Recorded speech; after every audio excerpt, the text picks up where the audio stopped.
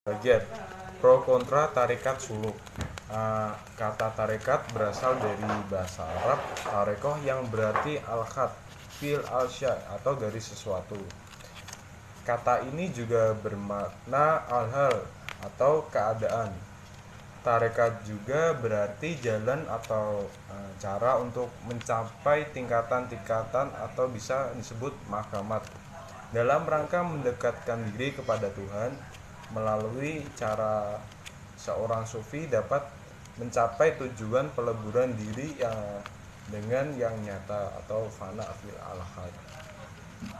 Mengikuti suatu tarekat berarti melakukan olah batin atau latihan-latihan dan perjuangan yang sungguh-sungguh di bidang kerohanian.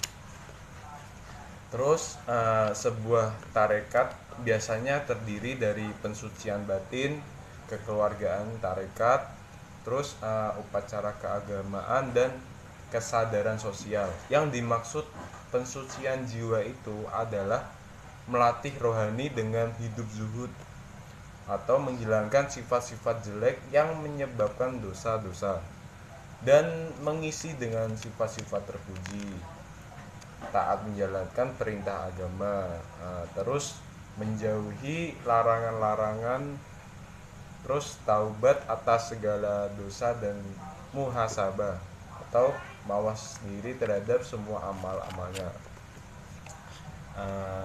Kekeluargaan tarekat biasanya terdiri dari syekh syekh mursyid atau khalifahnya, mursyid sebagai guru tarekat, murid dan pengikut tarekat, serta ribat atau zawiyah, tempat latihan, kitab-kitab, sistem dan metode zikir itu sendiri. Terus upacara keagamaan bisa berupa baiat, ijazah atau firqoh atau silsilah, latihan-latihan amal-amal tarekat. Terus pro kontra dalam tarekat. Kontra dalam tarekat, tarekat sering dituduh sebagai penyebab kemunduran dunia Islam. Meskipun tuduhan itu tidak sepenuhnya benar, namun pandangan itu cukup dominan di kalangan masyarakat pada umumnya. Terus ada lagi beberapa persoalan tarekat konvensional yang dicoba direnungkan atau dikaji dan dirumuskan kembali definisinya dalam neotarekat. Di antaranya adalah yang pertama ada konsep tentang zawiyah. Dalam neotarekat, setiap tempat di dunia ini itu adalah zawiyah. Zawiyah tidak berada di bagian tertentu dari bangunan masjid bagaimana dipahami dalam tarekat konvensional. Terus yang kedua ada konsep baiat dan mursyid atau syekh. Konsep yang satu ini tuh sering jadi pertanyaan bagi para peminat tasawuf yang hendak memasuki dunia tarekat. Terus yang ketiga konsep tentang ritual khusus atau antik dan berbeda.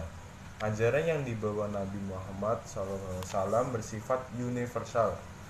Karena itu mengapa mengeksklusifkan beberapa ritual dan ajaran dan kemudian dijadikan sebagai ciri khas sendiri dari kelompok tertentu atau kelompok itu sendiri. Neotarekat mengingatkan tidak ada amalan ritual yang disembunyikan dalam tarekatnya. Ini berbeda dengan pada umumnya tarekat konvensional yang memiliki amalan ritual khusus yang hanya diberikan kepada pengikutnya. Terus kontrak yang lain mengenai tarekat yaitu sebagai berikut. Yang pertama itu bahwa masing-masing dan keseluruhan murid itu cenderung untuk menyembah sang guru atau bisa dikatakan mursyid lah, bukannya menjalani kehidupan sesuai dengan ajaran-ajaran yang guru sampaikan. Terus menurut Rumi, seorang mursyid atau pembimbing spiritual yang benar itu akan selalu melarang tindakan para murid yang memujanya gitu. seorang guru rohani yang lurus tentu mengecam sikap anak asuhnya yang mengidolakan dirinya secara berlebihan. Terus yang kedua, mengenai kemurnian akidah dan perkembangan pemikiran seperti para mursyid itu memiliki kemampuan batin atau kekuatan yang bersifat supranatural lah, yang bisa dikatakan seperti itu. Dengan hal ini banyak masyarakat yang mensalahartikan mereka dan menjadikannya sebagai wasilah dalam memohon kepada Tuhan, seperti itu. Terus hal ini tidak hanya ketika mereka masih hidup, melainkan juga setelah mereka sudah meninggal di dunia.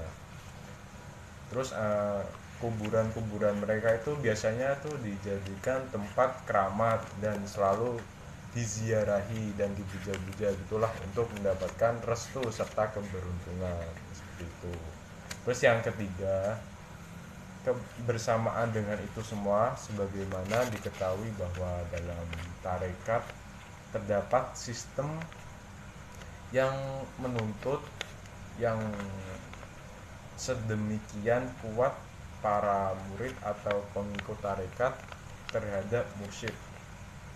Mursyid dijadikan sebagai sumber petunjuk dan segala yang mereka sampaikan sebagai suatu kebenaran atau tidak dipertanyakan lagi, seperti itu. Terus kesimpulannya dari pembahasan ini dapat disimpulkan bahwa tarekat adalah salah satu cara atau jalan untuk mencapai makamat dalam mendekatkan dirilah kepada Allah SWT yang melibatkan kesucian batin. Terus tarekat memiliki sudut pandang negatif dan positif, baik dalam hal mengajarnya maupun kegiatan-kegiatannya atau amalan-amalannya tersebut. Dari sanalah kita bisa memahami bahwa tarekat belum begitu dipahami oleh kebanyakan masyarakat saat ini, sehingga menimbulkan pro dan kontra dalam memahami arti dari sebuah tarekat tersebut, seperti itu. Terima kasih. Assalamualaikum.